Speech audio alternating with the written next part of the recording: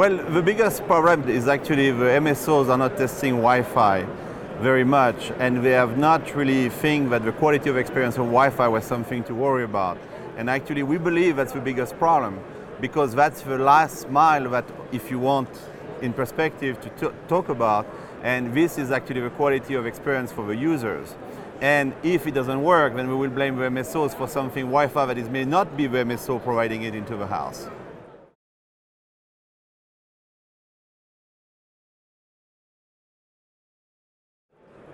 So when you look at the measurement, there's a lot of things that you need to look at, and one of them on the AC is the speed. Now you are bringing gigabit Ethernet speed to the devices in the home, so that takes a tremendous load on the network.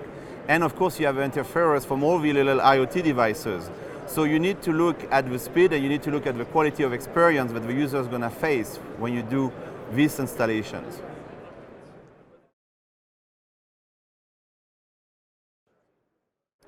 So the matrix, if you look at, for the one that tests, and there's not that many, the main test that they look at is the signal strength. So they do a walk around into a flat, into a house, to verify that all the corners you have a good signal strength, and they think that with a good signal strength, they're okay to go. However, there's a lot of other metrics to look at. You need to look also at the RF noise, you need to look at your throughput. What is your upload and your download speed? You need to make sure that where you're going to use your Wi-Fi, you're going to be able to download your HD movie properly with the speed that you have. So we believe actually to test the quality of experience by grouping all these tests together and doing a very good quality of experience through the house to verify that the Wi-Fi will work properly.